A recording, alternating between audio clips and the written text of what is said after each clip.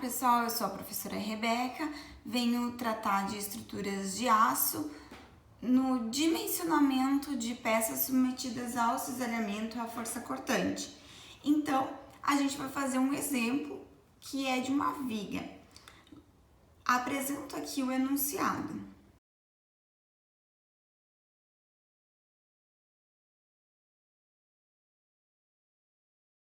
Avaliando o enunciado, considere uma viga biapoiada com 15 metros de vão, que está sujeita a uma carga distribuída uniforme de projeto igual a 10 kN por metro. A seção transversal desta viga está detalhada no catálogo apresentado a seguir e considera-se que ela está fletida em relação ao maior eixo de inércia. Então, ela está nessa posição aqui.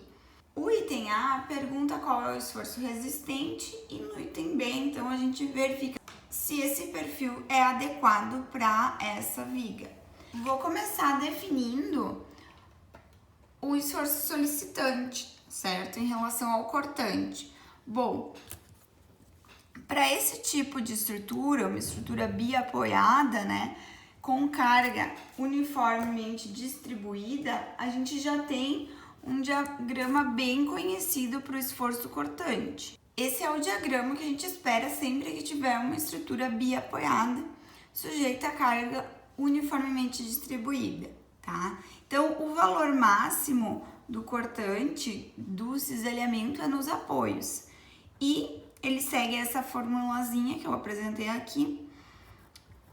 Para esse caso, então, a gente vai ter um valor de 75 kN. Aqui também. Bom, então, o esforço cortante ou cisalhamento solicitante de projeto é 75. Agora, a gente deve calcular, então, a resistência, que é o que de fato está perguntando no item A, certo? E como que a gente calcula a resistência para solicitação de esforço cortante de cisalhamento? Bom, a gente tem que pensar nos modos de falha dessa estrutura. E, na verdade, em relação ao cisalhamento, existe basicamente duas possibilidades, tá? A flambagem da alma ou então a plastificação, que seria ela atingir o limite de escoamento em relação ao cisalhamento.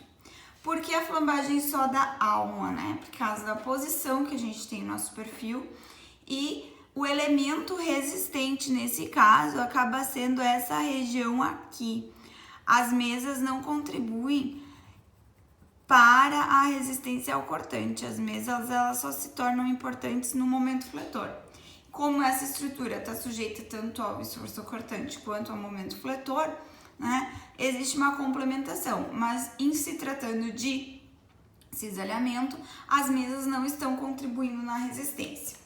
Bom, então nós vamos trabalhar aqui com o item 5.4.3.1, tá? Eu deixo esse item no final do vídeo, tá? Para vocês poderem verificar, mas vocês encontram, claro, na norma. Bom, esse item vai tratar, então, de seções I, H e U fletidas em relação ao eixo perpendicular à alma, certo? Bom, ok, então a gente precisa, na verdade, verificar a esbeltez da alma, certo? E aí a gente vai analisar a flambagem da alma. Se não está acontecendo a flambagem da alma, o cálculo já nos leva diretamente para a plastificação. Então a gente não precisa fazer duas análises, a gente faz apenas uma análise e se não se enquadrar no primeiro, já nos indica que é o segundo caso. Bom, então a esbeltez aqui vai ser a esbeltez da alma. Então, observem, a gente pode calcular conforme o que está indicado na norma, que é H sobre TW, ou, certo, verificar no catálogo. Tá? Quando a gente tem uma seção soldada, muitas vezes essa seção ela tem características que não se enquadram num padrão, né? Então a gente necessariamente vai aplicar essa formulação. Agora, quando a seção é laminada, a gente já tem perfis catalogados, né, padronizados. E se vocês verificarem, o perfil adotado aqui é um perfil laminado. E a esbeltez da alma é 32,76. Bom, para a gente entender em que caso se enquadra, é necessário calcular o lambda P. O lambda P está indicado ali no item. A gente precisa classificar. Aqui estão as formulações que eu estou apresentando para vocês, tá? Então, o lambda P está aqui, formulações de resistência. Basicamente, a gente vai estar trabalhando em duas páginas da norma. Lambda P é igual a 1,10, que é uma constante, vezes KV, vezes E sobre FY. Observem, pessoal, que em relação ao que a gente já vinha calculando desses limites, né? Aqui a gente tem uma diferença que é esse parâmetro KV. Esse parâmetro ele vai levar em consideração a existência ou não de enrijecedores, tá? Quando a gente está começando a fazer o projeto de uma estrutura, a gente pode prever que não vai ter enrijecedores. E depois, se esse cálculo não atender, aí a gente investiga e define a posição desses enrijecedores. Então, considerando que não tem enrijecedores, o KV vai ser igual a 5, que é o que está indicado logo abaixo da formulação. Qual o valor do E?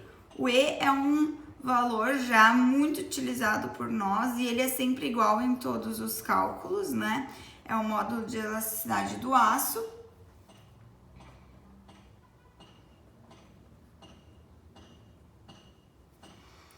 E o FY depende do aço escolhido, então ele pode ter uma variação. O aço aqui é o aço Core 500 e a resistência ao escoamento ou limite de escoamento, como está dado no catálogo, é igual a 370 megapascal ou então 37 kN por centímetro quadrado. Bom, então eu vou substituir todos esses parâmetros aqui. Só para salientar, pessoal, o KV não tem unidade, tá? Então, o resultado dessa conta vai dar 57,19 aproximadamente. E também a esbeltez é um parâmetro que não tem unidade. Então, conforme está indicado na norma, quando o lambda é menor ou igual ao lambda P, a gente vai calcular a resistência ao cortante, ao cisalhamento, como V de plastificação dividido por gama A1, tá? Pessoal, é possível que se caia em situações diferentes dessa, né? Aqui é só um exemplo. Mas as formulações que a gente tem ali indicadas, elas não envolvem parâmetros muito diferentes dos que a gente já está analisando aqui, tá? Bom, então o que é esse VPL? A gente pode associar o VPL ao MPL, ao momento de plastificação. O VPL é o esforço cortante de plastificação, tá? Ele está indicado logo a seguir a essas formulações aqui no item 5.4.3.1.2, tá? Da norma. Como se calcula o VPL? 0,6 vezes a área da alma vezes FY, tá? Pessoal, o limite de escoamento em relação ao cisalhamento é, na verdade, esse 0,6 FY, tá? Por isso que se justifica esse 0,6. Bom, como que se calcula essa área da alma? É bem importante ressaltar que aqui a gente vai considerar toda a área que eu pintei, toda essa área aqui como resistente. Quando se está calculando a esbelteza, a gente não pode considerar a parte que está junto às mesas, mas quando a gente calcula a resistência, a gente considera. Vamos calcular a área da alma, D vezes TW. O D é igual a 628 milímetros, tá? Então, 62,8 centímetros. O TW, que é a espessura da alma, é igual a 16,5 milímetros, o que significa 1,65 centímetros, o que totaliza uma área de 103,62 centímetros quadrados. Bom, agora calculando o VPL, a gente tem um total de resistência de 2.300,36 kN. Bom, essa não é a resistência do perfil, né? Eu preciso ainda aplicar o fator de segurança em relação à resistência, o minorador da resistência. O gama A1 é um valor que a gente também já vem usando em vários cálculos, que é 1,10. Ele pode ser obtido lá na tabela 3 da norma, tá? E ele não tem unidades. Bom, com isso, a resistência do perfil vai ficar 2.091,24 kN, certo? Essa é a resistência. Então, se eu for responder o item A, qual é o esforço resistente de cálculo dessa viga, a gente vai indicar VRD igual a 2.091,24 kN. Pergunta B. A viga suporta a carga a qual está sujeita? Bom, essa pergunta é: o VRD de fato é maior ou igual ao VSD? O VSD é 75 kN, então a gente tem uma resistência muito superior. Sim, suporta, tá? Agora, você sugere alguma modificação no projeto dessa viga? Sim, com certeza, porque a resistência está muito superior à solicitação. E além disso, tá? Em outros vídeos a gente fez a verificação também do momento fletor. E no momento fletor também aconteceu isso. A resistência ficou muito acima da solicitação. Então, se em todos os itens a ser verificado a resistência for muito maior, bom, então a gente deve escolher outro perfil, certo? Um perfil mais econômico.